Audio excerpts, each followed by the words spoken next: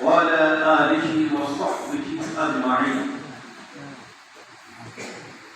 ইসলামী আদর্শের পতাকাবাহী সংগঠন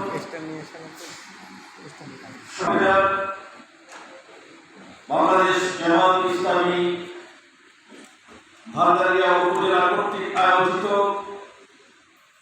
আগামী ত্রয়োদশ জাতীয় সংসদ নির্বাচন উপলক্ষে সেক্টর ভিত্তিক দায়িত্বশীল সম্মেলন। আজকের এই সম্মেলনের সংগ্রামী সভাপতি, জেলা জামাতের অন্যতম মজলিসে শুরার সদস্য, বিশিষ্ট শিক্ষাবিদ, সমাজসেবক, ভান্ডারিয়া উপজেলা জামাতের সম্মানিত আমির জননেতা জনাব মাওলানা আমির হোসাইন,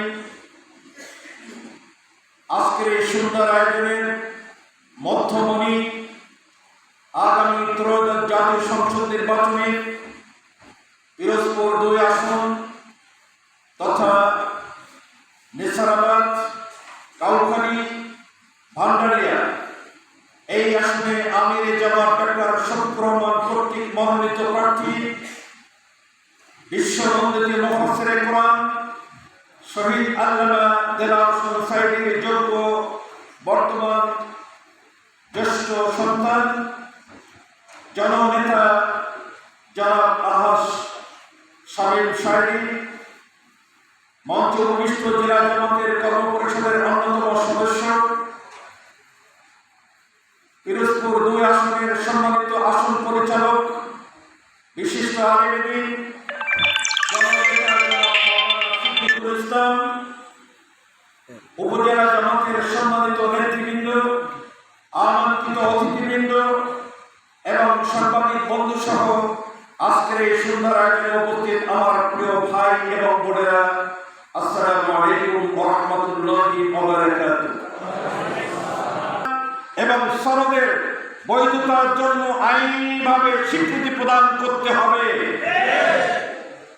অন্তর্বর্তীকালীন সরকারের কাছে আমাদের আবেদন, আমাদেরকে আপনার বৈধতাতে অসুবিধাটা কি? আপনারই তো বৈধতা নাই, সে কারণে পরবর্তী নির্বাচিত সরকার এটার বৈধতা দেবে আমরা এটা বিশ্বাস করি না। জনগণ আপনাদেরকে ক্ষমতায় বসিয়েছে, জুলাই সনদ এবং জুলাই ঘোষণা এখানেই বৈধতা দিতে হবে। সর্বশেষ বক্তব্য হচ্ছে, নির্বাচনের জন্য আমরা ময়দান সকলের জন্য সমতল চাই। কেউ নির্বাচনে প্রচার অভিযান চালাতে পারবে, আর কেউ ঘোষণা করবে দাঁড়িপাল্লা ভোট দিলে পরে জিভ কেটে দেওয়া হবে।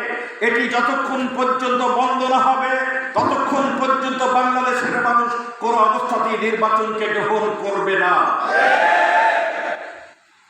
সংগ্রামী ভাই এবং বন্ধুরা আমার, এখানে যাদেরকে দেখতে পাচ্ছি তারা সবাই জাতীয়তাবাদ, ইসলামী মূল্যবোধে বিশ্বাসী।